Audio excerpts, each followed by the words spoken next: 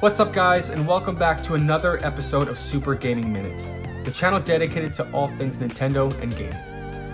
This week, I thought it would be fun to go back in time and relive my childhood and the wonder that was the Nintendo 64. Now I should warn you, this list isn't necessarily going to be derived by which game performed the best or has a higher review rating on IGN. It's going to be my personal list of favorites, which games brought me the most happiness and which games I still think back on fondly. Now, as a kid growing up in the 80s and 90s, my family didn't have a lot of money. I remember a time when my family was so strapped for cash that we had to rely on the food bank for help. It wasn't about toys and lavish gift giving for my brother and me. It was all about the bare essentials, putting food on the table, a roof over our head, and a bed to sleep in. And I have to give it to the old man. I gotta give him credit where credit is due. Taking care of two ungrateful kids and taking care of my, at the time, ill mother and paying for all of the medical bills that came associated with that. He still found a way to keep a roof over our heads, whether he had to do so working 2 to 3 jobs at one time. So thank you, Dad.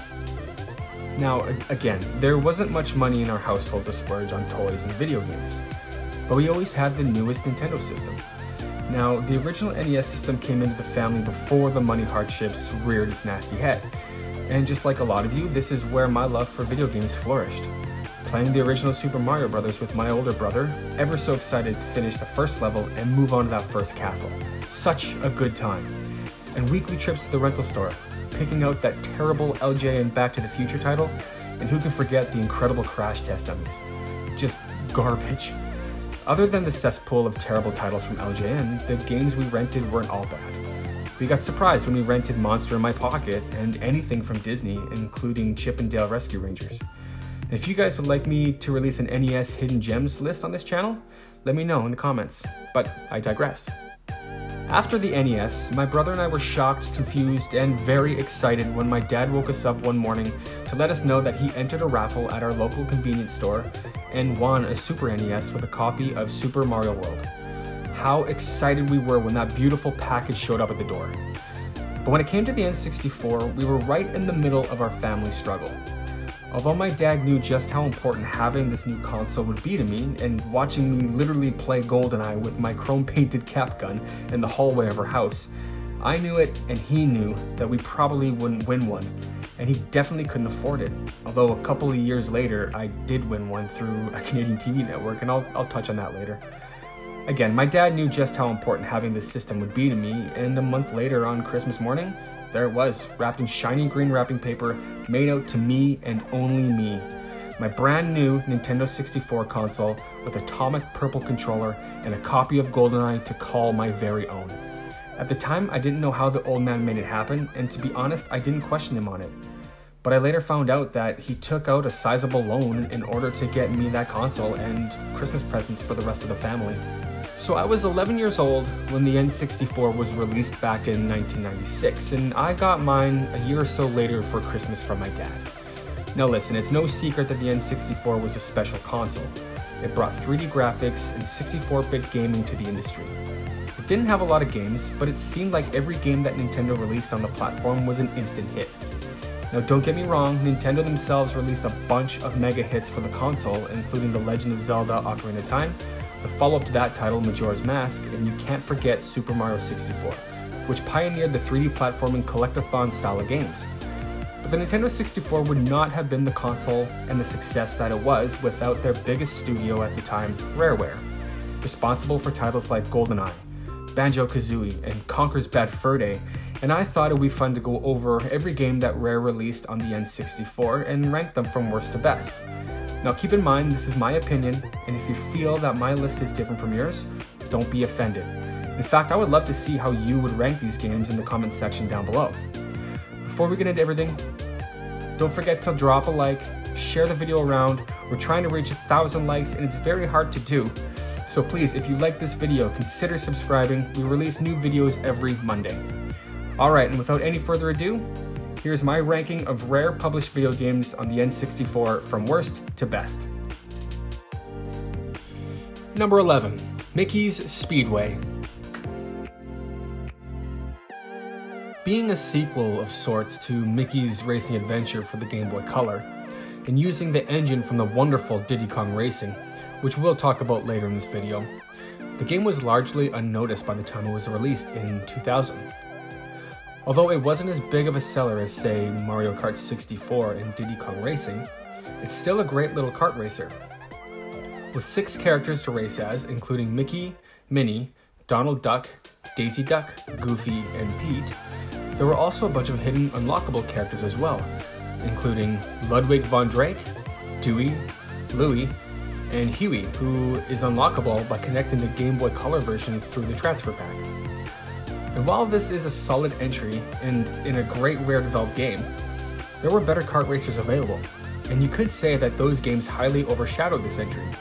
I must admit that I do much prefer Mario Kart and Diddy Kong Racing more than I do this entry, and for that reason I haven't spent a lot of time playing this game, and that is the reason why I put it so low on the list. Number 10.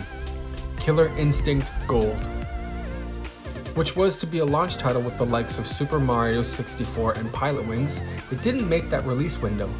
Killer Instinct Gold is actually a port of Killer Instinct 2 for the arcade, but with extra features, including its training mode, is a great fighting entry for the N64, with a great soundtrack, passable voiceovers, especially for the time, and an all-around great looking video game. And I'll be honest, I haven't spent too much time playing this entry either because my attention was on the other fighting games for the N64, including Pokemon Stadium, WWF No Mercy, and Super Smash Bros. Super Smash Bros, what a great time that is. That and the uninspired character models, and the fact that the game excludes the arcade version's full motion video sequences is the reason for it being so high on the list. And yes, I get it. It would have been near impossible to get the video sequences running smoothly in the N64, but I still wish it was there, okay? Number 9. Jet Force Gemini. The game revolves around the law enforcement team, the Jet Force Gemini, who attempt to stop a horde of drones led by an insectozoid going by the name of Mizar? It's been a while. The team is composed of 3 main characters, who go by the names of Juno, Vela, and their war dog, Lupus, which you can play as once they've been unlocked. The game is a third-person shooter with shoot-'em-up and action-adventure elements. The game seems to flawlessly take all these different angles and run with them. Now, the goal of the game is to search and rescue the tribals, who have been attacked and seemingly enslaved by the alien hordes. When it comes to the controls of the game, it plays a lot like Goldeneye, albeit from a third-person view. You use the joystick to move around and use the C buttons to strafe. But unlike in Goldeneye, this angle can actually be frustrating when it comes to shooting enemies at close range. Luckily, they included the ability to switch from a third-person point of view to a first-person point of view. Unfortunately, instead of keeping the controls the way that they are, they switched them. The C buttons now become movement buttons and the joystick becomes a crosshair. It's not my most favorite way to play this style of game. One great aspect of this game though, and frankly the majority of RareWare games, there are a ton of items to find and collect, and it has been a lot of fun and it gives you a lot of replayability because of that, trying to find and unlock all the different power-ups. Now even though the controls aren't my cup of tea, it's still overall a great entry in the Rare catalog. Wonderful immersive gameplay, and is just as or even more addictive in multiplayer mode. The only reason it's so high on this list is just because Rare happened to make better games. Number 8. Blast Corps. What's not to like? You control different vehicles and exosuits and blow the hell out of things. It's awesome. The story is pretty basic here, and it relies heavily on its outstanding gameplay. But the simple explanation is this. As mentioned before, the player controls different vehicles and destroys different buildings, farms, towers, and other structures that stands in the path of a runaway nuclear missile carrier. I know, deep stuff, but who cares? You get to blow everything up. In closing, the gameplay is great, the controls are fluid, and it still stands out as a great title even today. The lack of story and slightly repetitive gameplay is why it's placed so high on this list. Number 7. Diddy Kong Racing. And this is where the list starts to get harder for me, and where we will see most people have a different opinion.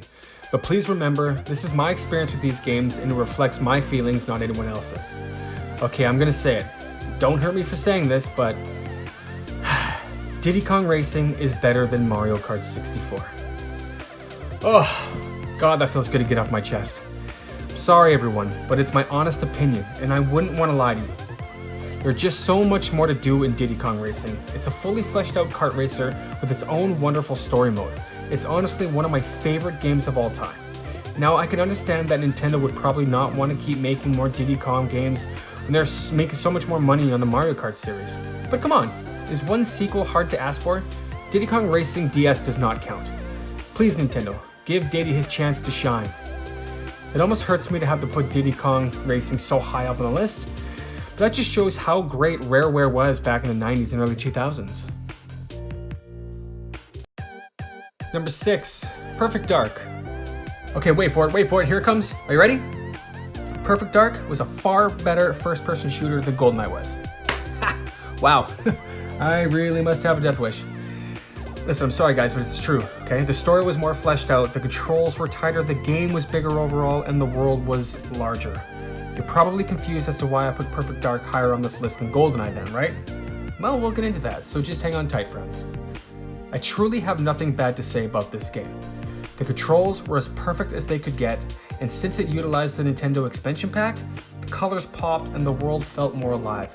It was a masterpiece for the time. But what do you guys think? Was Perfect Dark superior to Goldeneye? Or do you feel that Goldeneye was the better game? Let me know in the comment section down below. Number 5, BanjoTooie. BanjoTooie picks up 2 years after BanjoKazooie left off. Gruntilda is literally still stuck under a boulder with her sister showing up to try to release her. The game adds a ton of new mechanics and moves for the bear and bird duo to learn, with the inclusion of all of the moves from the previous title included as well. The game's open world and level design is impeccable and just as addictive as the first entry. The colors, the textures, the level design are a step up from the original, but when it comes to my thoughts on the overall gameplay, and although it's not bad by any stretch of imagination, I do feel as though it relies more heavily on puzzle solving elements, more so than the original.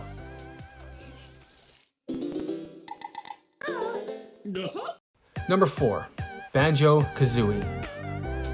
Great platforming, period. Taking inspiration from Super Mario 64 and taking it to that next higher level, with bigger worlds, better secrets, and a ton more items to collect. BanjoKazooie is what I would call the perfect 3D platformer. And it's no wonder that with the recent insurgence of 3D platformers such as Yooka-Laylee, A Hat in Time, and even Super Lucky's Tale, all taking inspiration from the bird and bear. Again, it's damn near perfect as a 3D platformer. Unlike the sequel, which focuses more on puzzle solving, BanjoKazooie is more heavily focused on level exploration. The enchanting, heavily comedic story bodes well with the cartoony visuals, art style, and luckily enough, just like almost every game on this list, it really still holds up even to this day. Number 3, Conquerors Bad Fur Day. Alright friends, here we are, the top 3 games developed by Rare for the N64. It can really go any way right now, but for me, the third best game on this list has to be Conquerors Bad Fur Day. It's raunchy, it's disgusting, it's hilarious, and it's immature. It's everything I was and everything I wanted to be as a 16-year-old kid. How this game was ever developed for a Nintendo system, I still don't get. I mean, Nintendo even served alcohol from the Conquerors booth at E3 that year. How magical that would have been. Gameplay, okay. Story was hilarious. The worlds and the characters, maybe not the best, but it was something that no one has attempted before, and it was exciting. I remember Christmas morning opening my gifts and taking all of my hard-earned Christmas money to the only place that was open on Christmas Day. That's right, Blockbuster Video, and buying my own copy of Conquerors Bad Fur Day and playing it all day, all night, or rather all week really. I couldn't get enough of it. Number 2, Donkey Kong 64. Alright, this is going to be another one of those titles that people will call me crazy on, but hear me out. This game is gold. Huge, and I mean huge open worlds. A ton of characters to interact with and play as, multiple, and I seriously mean multiple collectibles. How many collectibles, you ask? Well, when you consider all the boss keys, the RareWare coins, Nintendo coins, golden bananas, colored bananas, battle crowns, banana coins, blueprints, and banana fairies, there comes to a total of 4,800 different things to collect. Yeah, 4,800 different collectibles. Okay, sure, this game can be a nightmare to anyone who's trying to 100% it, but come on, is more gameplay really that bad of a thing? I mean, really? Okay, so yes, the game has sort of been criticized the older that it gets, and trust me, I get it. But it holds a special place in my heart. Going back to my lengthy sob story that I talked about in the intro, I was actually lucky to have not only one, but two N64s in my greedy, grubby little preteen hands. How was a child born into a lower middle class family able to do this, you may ask? Why? By the power of television, of course. Back when Donkey Kong 64 was first released, the hype train was huge. It was everywhere, and luckily for me, I watched a lot of TV. One channel in particular. Here in Canada, we have a channel called YTV, which played children's programming all day and all evening.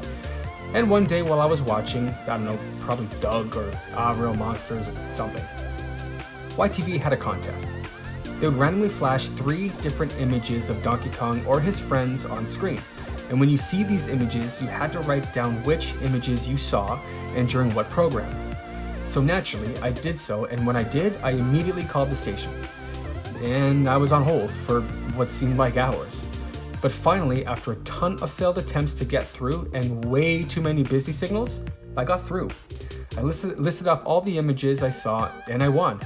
A jungle green Nintendo 64 with my very own copy of Donkey Kong 64. What literally felt like months later, it finally showed up on my doorstep in all its AP glory. So yeah, great game. Not at all swayed by nostalgia on this one. Yeah, moving on.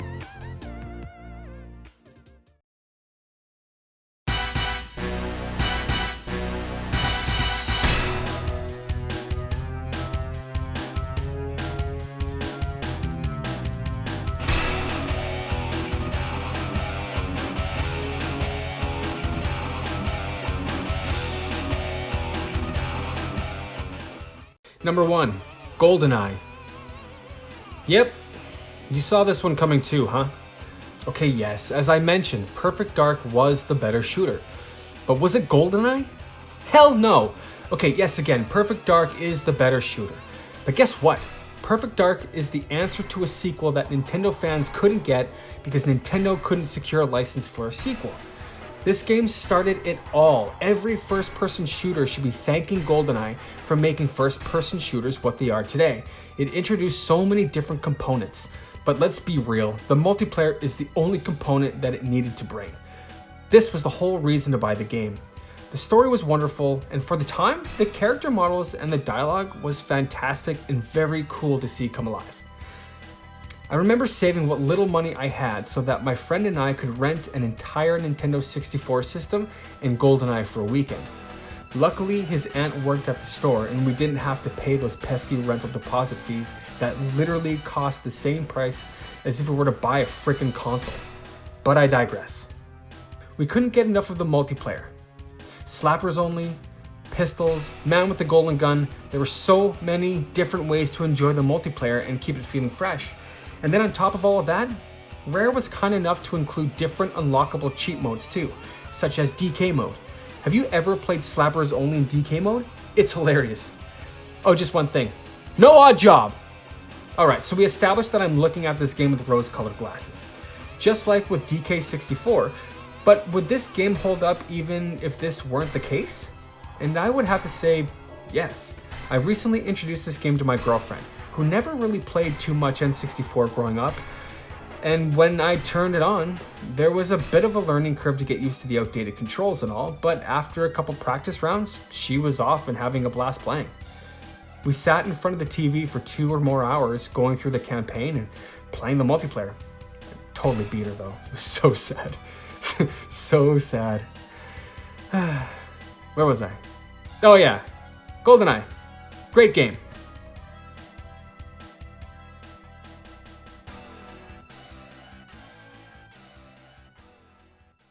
Alright guys, and there you have it. This is my list from worst to best RareWare games on the Nintendo 64. Now, I know for a fact that your list will look a little different from mine, so I encourage you to put your list in the comments below and compare your lists with everyone else. As I say in every video, you guys, I want to thank you so much for watching. I truly appreciate everyone that takes the time out of their busy days to watch my videos, and I can't wait to start my next video. Please do not forget to like, subscribe, all that stuff. We really want to hit that first 1,000 subscriber milestone, and obviously I can't subscribe 1,000 times myself, so I need your help to do so. But for real, guys, thank you, have a good one, and keep on gaming.